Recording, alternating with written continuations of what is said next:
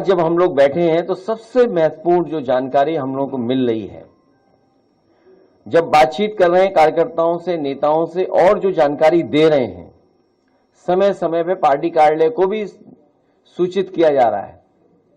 अभी सुबह जब एक हमारे विधायक ने फोन किया, उन्होंने कहा कि जो बीएलओ हैं, जितना उन्हें सहयोग करना चाहिए वो सहयोग नहीं कर रहे हैं।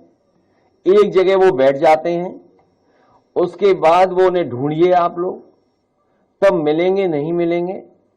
लेकिन सच्चाई ये है, जब बिहार का चुनाव देख लिया, बिहार के बाद जो अखबारों में लिखा गया, सोशल मीडिया पे जो आया, या अन्य माध्यमों से जो जानकारी मिली है, वो जानकारी ये मिली है कि उत्तर प्रदेश और वेस्ट बंगाल में बड़ी तैयारी है भारतीय जनता पार्टी की, और चुनाव आयोग से मिलकर के है।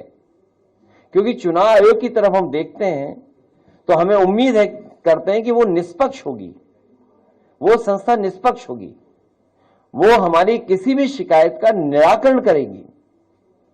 लेकिन सुनने में आ रहा है कि 2024 की हार के बाद सबसे ज्यादा भारतीय जनता पार्टी और चुनाव आयोग फोकस कर रहा है वेस्ट बंगाल पर और उत्तर प्रदेश पर, अन्य स्टेटों पे भी जहां पर बीजेपी की सरकार नहीं है, उदाहरण के लिए तमिलनाडु, जहां चुनाव आने वाला है।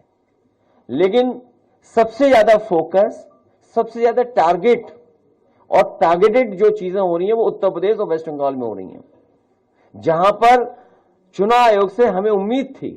अगर आपको याद हो पत्रकार साथियों, कोई चीज ऐसी नहीं जो हम लोग कह रहे हो आउट ऑफ वे जाके कह रहे हो।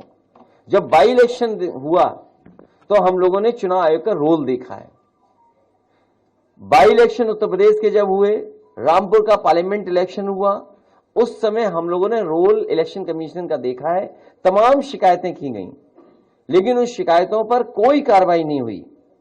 उसके बाद जब एसआईआर की बात आई तो उस समय हम लोगों ने वो सूची दी थी जिसमें 2022 में से पहले जिनका वोट था और 2022 में वोट नहीं डाल पाए थे, ऐसे बड़े पैमाने पर मतदाता जिनका नाम इधर उधर करके डिलीट कर दिया था जानबूझ करके, और जिसके कारण समाजवादी सरकार नहीं बन पाई 2022 में। हम लोगों ने आरोप लगाया था और एफिडेविट भी दिए थे इलेक्शन कमीशन पे। उस समय आपको याद होगा कई जिलाधिकारियों ने कुछ कुछ बातें कही, लेकिन जब पलट करके हम लोगों ने उनसे वो बातें तर्क रखे तो उनके पास भी कोई जवाब नहीं था।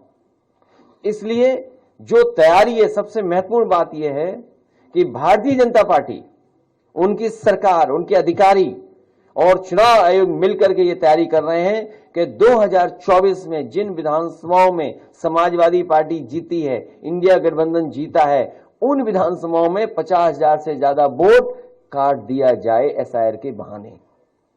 यही यूपी में हो रहा है, यही वेस्ट बंगाल में तैयारी चल रही है। तो इसलिए हम लोग सावधान हैं।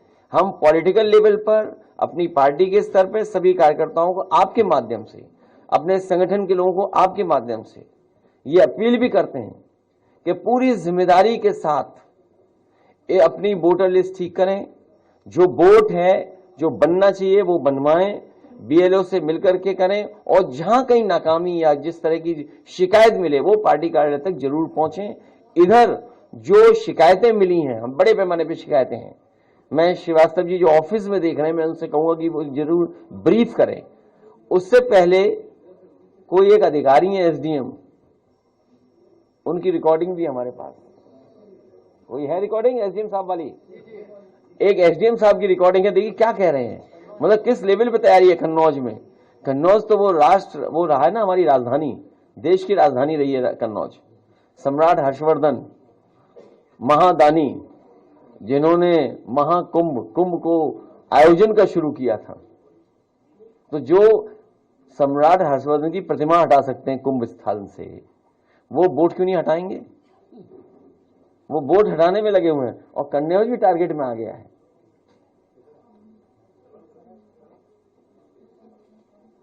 और मैं पहले भी बता चुका हूं कि पोस्टिंग, ट्रांसफर, हाँ चलाइए।